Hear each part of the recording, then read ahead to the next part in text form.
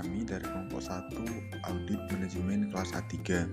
Di sini kami akan mempresentasikan hasil dari tugas kelompok kami yang beranggotakan, yang pertama ada Zulkifli NPM 056, yang kedua ada Alfaina Nafisa Hanun NPM 058, yang ketiga ada Ika Nuraini Fatur Rohmi NPM 069, yang keempat ada Taslim Firdaus NPM 087. Nah, maksud dan tujuan kami untuk membuat video ini adalah untuk memenuhi tugas akhir semester atau UAS dari mata kuliah Audit Manajemen kelas A3 yang diampu oleh Ibu Ningrum Pramudiati. Langsung saja, yang slide yang pertama ada informasi latar belakang. Lapis Jogja sendiri merupakan badan usaha yang bergerak di bidang food and beverage dengan produk kue bolu lapis yang didirikan pada tahun 2018 di Yogyakarta. Perusahaan anak dari PT Berkah Ukhuwah Berlapan.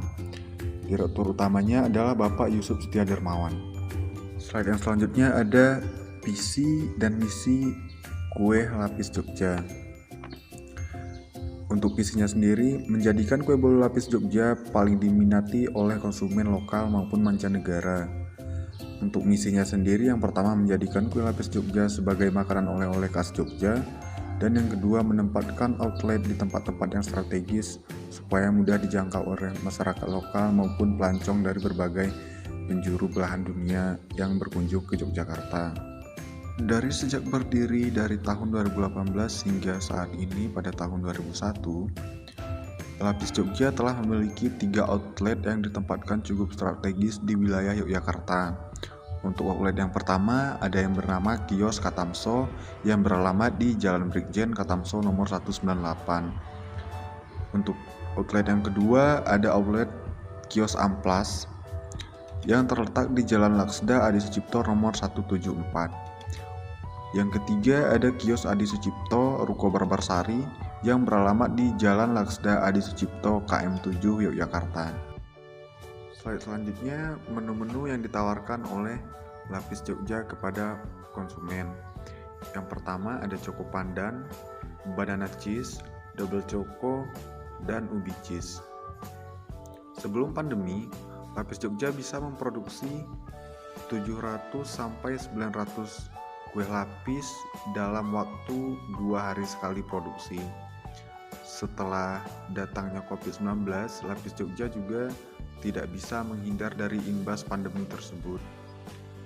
Pada tahun 2020, Lapis Jogja menurunkan atau mengalami penurunan produktivitas sebesar sekitar 30%, yaitu yang pada tahun sebelum pandemi bisa memproduksi 700 sampai 900 produk kue lapis. Di tengah pandemi, Lapis Jogja hanya bisa memproduksi 200 sampai 300 kue lapis setiap kali produksi. Untuk tenaga karyawan juga mengalami pengurangan pada tahun 2020, di mana di tahun awal 2019 sebelum pandemi, Lapis Jogja memiliki 80 karyawan yang tersebar di 3 outlet Lapis Jogja yang ada di Yogyakarta. Saat ini Lapis Jogja hanya memiliki 50 karyawan,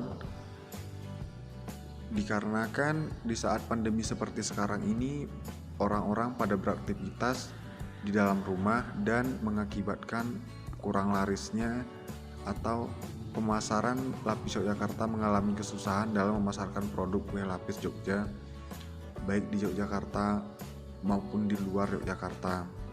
Slide selanjutnya, tujuan audit SDM Lapis Jogja. Yang pertama, menilai efisiensi dan efektivitas program pengurangan karyawan atau PHK yang dilakukan oleh Lapis Jogja. Yang kedua, mengevaluasi dampak dari program PHK yang telah dilakukan tersebut. Yang ketiga, memberikan rekomendasi perbaikan atas kelemahan-kelemahan yang ditemukan tim audit dalam mengaudit sumber daya manusia Lapis Jogja. Mungkin sekian presentasi dari saya, selanjutnya akan dilanjutkan oleh teman kelompok saya. Assalamualaikum warahmatullahi wabarakatuh. Perkenalkan, nama saya Taslim Firdaus NPM 087. Di sini saya akan meneruskan presentasi dari rekan saya yang sebelumnya, yaitu membahas terkait bab 2 kesimpulan audit. Nah, berdasarkan temuan audit yang telah kami peroleh, maka kami dapat menyimpulkan untuk kondisi perusahaan yang pertama yaitu ada tujuan perusahaan melakukan pengurangan ini tuh karena untuk mencukupi gaji karyawan, dikarenakan berkurangnya pendapatan Lapis Jogja. Yang kedua, rencana pengurangan karyawan ini tuh dibuat setelah terjadi pandemi COVID-19. Yang ketiga, pengurangan karyawan ini tuh dilakukan sesuai dengan keputusan pemilik perusahaan atau pemilik usaha. Nah, berdasarkan hasil rapat dengan beberapa departemen dan juga disetujui oleh manajer sumber daya manusia. Untuk yang keempat yaitu adanya pembebanan tugas yang dibebankan kepada beberapa karyawan. Yang kelima yaitu menurunnya kinerja karyawan dan pengosongan job description di beberapa bidang. Untuk slide selanjutnya yaitu terkait kriteria. Nah, untuk kriteria ini yang pertama yaitu ada tujuan pengurangan karyawan. Nah, tujuan pengurangan karyawan ini tuh harus dirumuskan dengan jelas dan juga disosialisasikan ke seluruh manajer lini. Nah, tujuan dari pengurangan karyawan itu yang pertama itu yaitu untuk meningkatkan efektivitas kinerja karyawan. Yang kedua yaitu untuk meminimalkan tingkat kerugian yang dialami oleh perusahaan. Nah, untuk kriteria yang kedua yaitu mengurangi biaya pengeluaran. Maksudnya itu program pengurangan karyawan itu dilakukan dengan tujuan untuk meminimalkan biaya pengeluaran dikarenakan ya pendapatan dari Lapis Jogja ini tuh berkurang. Untuk kriteria yang ketiga yaitu mengidentifikasi kondisi perusahaan. Maksudnya itu program pengurangan karyawan ini tuh dirumuskan berdasarkan dari hasil identifikasi terkait kondisi dari perusahaan tersebut. Adapun identifikasinya itu meliputi yang pertama itu menentukan karyawan yang lebih kompeten dalam bidangnya sehingga mampu memberikan kontribusi yang maksimal bagi perusahaan. Yang kedua, melakukan penilaian terhadap karyawan yang kompeten dalam bekerja untuk diberikan pembebanan tugas. Yang ketiga, melakukan penilaian terhadap pembebanan tugas yang telah dilakukan untuk mendapatkan umpan balik. Kriteria yang terakhir yaitu anggaran yang mencukupi. Nah, di sini tuh pembebanan tugasnya itu harus dilakukan atau harus didukung dengan anggaran yang memadai. Dan juga laporan pembebanan tugas ini tuh harus terdokumentasi. Untuk apa? Yaitu untuk menyediakan informasi sebagai umpan balik dalam meningkatkan kualitas karyawan dalam bekerja. Sekian presentasi dari saya. Terima kasih. Selanjutnya akan dijelaskan oleh rekan saya.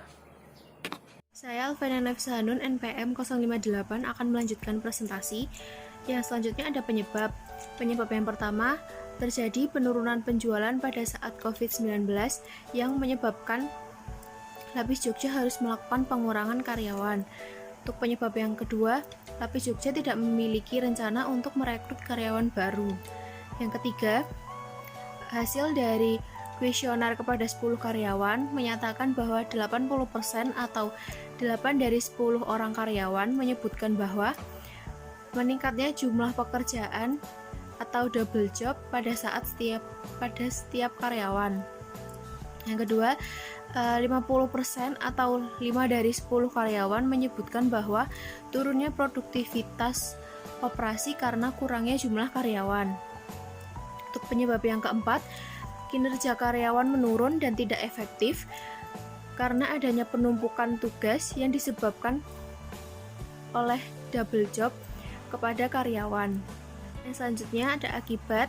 Akibat yang pertama, terjadi penumpukan tugas atau double job yang dibebankan kepada karyawan yang menjadikan menghambat produksi dan menyebabkan berkurangnya kualitas kinerja karyawan. Untuk yang kedua, menurunnya kualitas kinerja karyawan. Ketiga, penurunan penjualan di tengah pandemi mengakibatkan perusahaan harus mengurangi jumlah karyawan.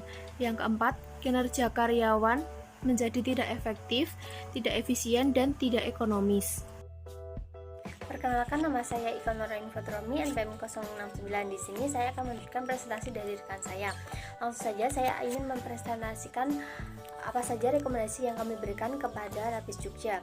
Nah, sebelum saya mempresentasikan apa saja rekomendasi yang kami berikan, terlebih dahulu kami akan membahas mengenai kelemahan apa saja yang ada di Lapis Jogja. Untuk kelemahan yang pertama itu pembebanan yang dibebankan oleh karyawan tidak terstruktur dengan baik dan kurang persiapan ketika hal itu diterapkan.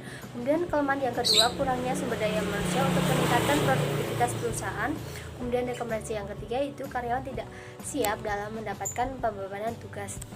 Nah, untuk rekomendasi apa yang kami berikan di sini ada 5 rekomendasi. Untuk yang pertama, perusahaan harus lebih memperhatikan dampak pengosongan job description, yaitu apakah itu sudah efektif, apakah itu sudah efisien, dan apakah itu juga sudah ekonomis. Nah, untuk efektif sendiri, apakah seorang karyawan sudah efektif dalam bekerja? Misalkan perusahaan menargetkan produksi perharinya 500 loyang, apakah dengan sumber daya yang ada saat ini target perusahaan dapat berjalan dengan baik? Jika tidak, maka hal itu kurang efektif. Nah, untuk efisien sendiri, bagaimana kemampuan setiap karyawan dalam melakukan pekerjaan dengan sumber daya yang minimal tetapi dengan hasil maksimal.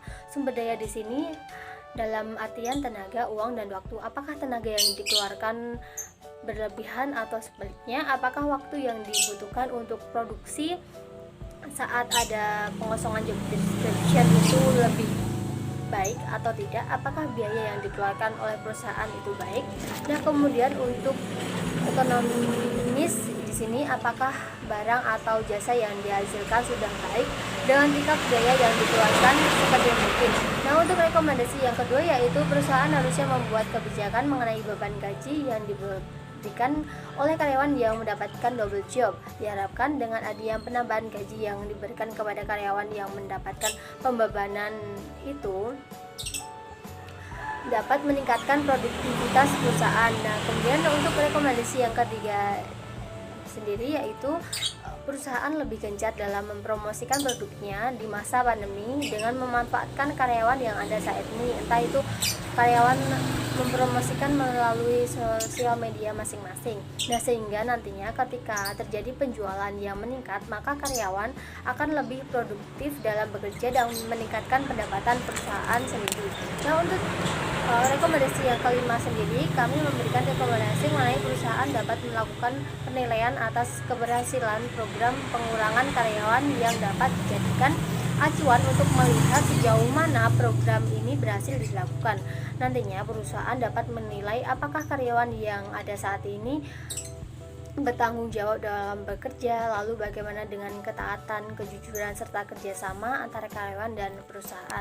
Nah, untuk rekomendasi yang kelima yaitu perusahaan perlu melakukan diskusi dengan serikat pekerja yang ada di perusahaan untuk mengetahui permasalahan yang ada sehingga nantinya dapat diberikan solusi yang tepat. Cara untuk memberdayakan karyawan dengan cara melakukan komunikasi antara manajer dan karyawan. Di sini manajer dapat menjalin komunikasi yang baik termasuk membicarakan terkait kendala apa saja yang dialami oleh karyawan ataupun perusahaan. Keputusan untuk melakukan perbaikan ini sepenuhnya ada pada manajemen. Kami harapkan kelemahan ini dapat segera diperbaiki karena jika tidak diperbaiki akan berdampak kurang baik di masa yang akan datang dalam program pengurangan sumber daya manusia. Demikian presentasi dari kami mengenai audit atas program pengurangan sumber daya manusia pada Lapis Jogja. Terima kasih untuk pihak yang membantu dalam proses pengauditan ini. Kurang lebihnya kami mohon maaf. Wassalamualaikum warahmatullahi wabarakatuh.